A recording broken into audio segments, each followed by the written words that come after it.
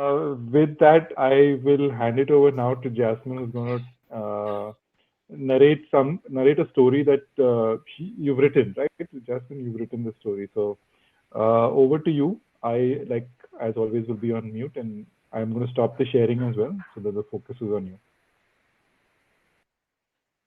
Okay, thank you, Reuben. Uh, if at any point like my audio or something just fades off, let me know. Will do. Thank you. All right, so this is like a short story. You can decide for yourself if it's humor, if it's thriller. Yeah, you can just pick, but it's a story. Okay, so I'll just begin. So there is this documentary crew who are shooting like they shoot documentary shows, okay? And they hear about this girl in a city and they get to know that she is dating a tomato. Like she lives with a tomato and she dates a tomato.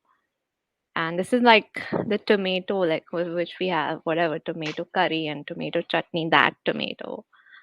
Um, so they cannot like really believe that, but nonetheless it's a good story, right? I mean, for them, like if they manage to make an episode out of it, people will want to watch, right? So they go ahead and they line up like a small shoot and appointment with this girl, and she's very welcoming. She's a young 28-year-old girl, and she's very welcoming. And they say, okay, on coming Saturday, we'll come and we'll shoot for an hour and take your story, and then we'll publish it. And she's okay with it. So fine, the day comes and the documentary crew, like everyone in the crew, the cameraman, the lightman, the director, they're like still like, is she fooling us? I mean, I don't know, but let's take a shot, right? So everything is set. The camera is set, the lights are set, and she's sitting there, and they're just putting a mic on her. That's how they do the shoots. Put a mic on her, and before she can start, um, the director asks her. He's like, "Okay, so you're ready? Are you comfortable?" And she's like, "Yeah, let's go for it." And he's like, "Oh, I mean, how do you like romance a tomato?" And she's like, "See, please," like she's all shy, and she's like, "Don't ask me such bold questions." So the director says that he's sorry, but let me rephrase it for you. He tells her, and he asks her, "Okay, just tell me how and what's it like? What's your relationship like?" So she goes on to say, like, one day when I bought the vegetables from the vegetable market and I opened my vegetable bag, there was this rosy tomato in it, and it was just like so rosy because it's red, and it was like love at first sight. It was really love at first sight. And since then, it's just been awesome. And the director and all are like they're trying not to laugh. I mean, it's just impolite, right? To laugh at someone who's narrating their story. So they're like, okay, tell us more. Sounds good and all. Tell us more. And she's like, I mean, it's wonderful. And like, I think the best quality about this tomato is that when we're watching shows together, when we're watching Netflix together, like I always get to keep the remote. I get to choose my shows, and whereas my friends and their boyfriends, they're always like arguing and fighting over the remote. But he doesn't even say a word. He's like sitting quietly, and they're like, "So you're tomato and you watch like shows together? Like, can he hear and understand shows like a TV?" So they're like very skeptical, like, Is she crazy? Or are we crazy that we're sitting here? What's happening?" And she gets a little offended that she's like, see, there are many people, right? When they wake up in the morning, they talk to their plants. I mean, that's common. People have a connection with plants, and maybe the plants can hear them, right? Are all those people crazy that they're talking to plants? So with a TV, like it's the same, right? Why can't they hear a TV if they can hear people? So, anyways, the cameraman tells the director, like, don't offend her. Let's get our footage. That's more important, and that's what's important for us. Now, just when that happens, apparently in her kitchen of this girl, there's something we cooked. She's just cooking the day's food, right? So she's like, is it okay if we continue the interview in the kitchen? Because it's like getting like afternoon. I need to get my lunch ready. They're like, yeah, cool. Let's move. Let's go to the kitchen. And they're like, okay, so do you think like he is your perfect partner, this tomato? Like, is it, are you considering something long term with the tomato or what is it like?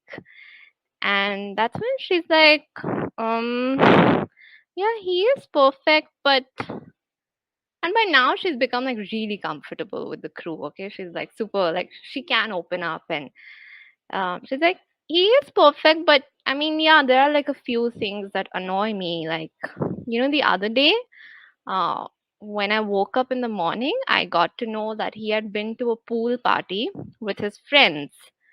And they're like, oh, what do you mean, pool party with his friends? I mean, she's like, nothing. He also has friends, right? Like how we have friends, he also has friends. Like he has a capsicum as a friend, he has a cucumber as a friend, and they went for a pool party, didn't even tell me.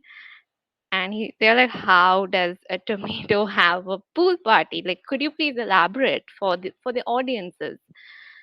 And she's like, nothing, man. They were just like soaking in a vessel, right? That's their pool party. And I mean, it's just rude. You don't take your girlfriend along. And they're like, and her tone is getting like angry, okay?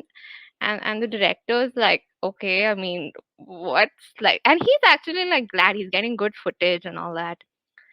And they're like, okay, anything else bothers you? And she's like, yeah, I mean, like the other night, I think like he came home drunk. I mean, because like I saw like, he was a little rotten. Like, so when a tomato gets rotten, like you have like the seeds or something come out or it gets squishy. And I think he was just like wasted. And she's getting angry. Like she's not liking these imperfections, okay? She wants like a perfect partner. And in the process, she's cooking food. She's cooking some normal Indian dal and all. And she cuts a tomato and puts it in the cooker. So the director's like you just cut like a tomato, like is this the guy?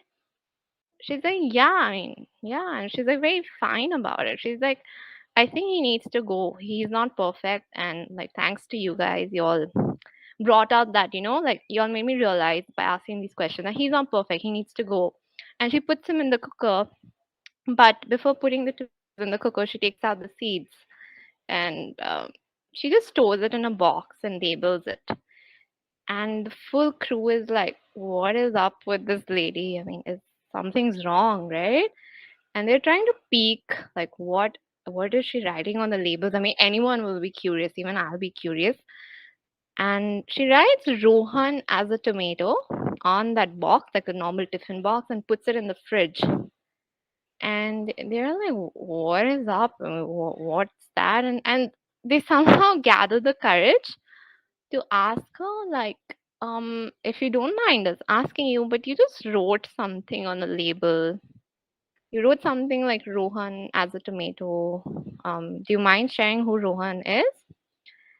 And she's like, oh my god, you're asking so many questions. And in the process, I forgot to ask you if you all will have tea. I mean, where are my manners gone? She's like, let me just make some tea for you all. And they're like, no, it's fine. And she's like being welcoming as a host. And she's like, no, I'll make some tea. So she opens the tap water to, like to fill water and brew tea for them. And just when she's doing that, the cameraman is like nudging the director, like, ask her, what does that label mean? Who is Rohan? And what is Rohan as a tomato? So the director like gathers courage and he's like, if you don't mind me asking again, what was that you wrote on the label, like Rohan as a tomato?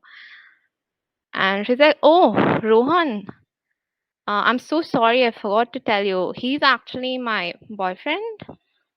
And they're like, they're like really confused. Like, Rohan is your boyfriend? Who? And she's like, the guy up in the water tank.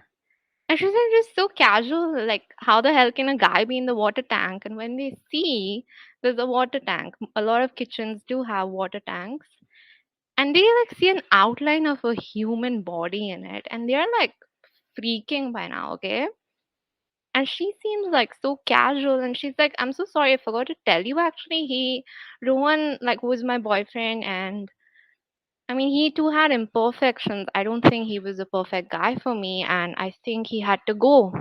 And so nothing, I just killed him one night. And in us, when a person dies, you need to go to, like, as a ritual, to Ganga or Haridwar, but she's like, what? Like, I mean, I'm like a lone girl, and I mean, I killed him around 2 in the night or something. It was too late. I mean, for me to take a train, take the body, go to Ganga. So water is the same, right, in the full earth.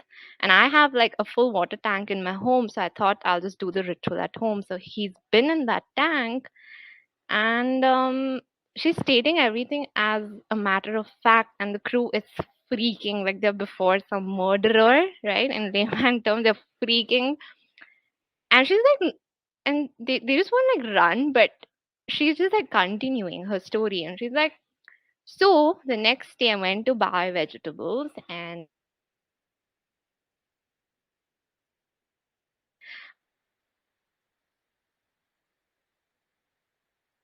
one tomato. And while I was washing it with this water, I see a mark on the tomato. It's almost like the same birthmark which Rohan had on his hand. It's like the same mark. And I knew that Rohan has taken a rebirth, because I believe in the concept of rebirth. He's taken a rebirth to become like a perfect person for me, and he's come back as a tomato, because you can take a lot of rebirths, like in different forms as per the scriptures. But guess what? Like, unfortunately, looks like his form as a tomato also has not been perfect. But I believe that he will again turn into probably a different form or a different kind of tomato. And that's why I saved the seeds in the fridge. I'll go plant them tomorrow in my garden. And I'm sure one day, I'll find the perfect one for myself. And she says that, anyways, I think the tea is getting done. I'll just serve y'all.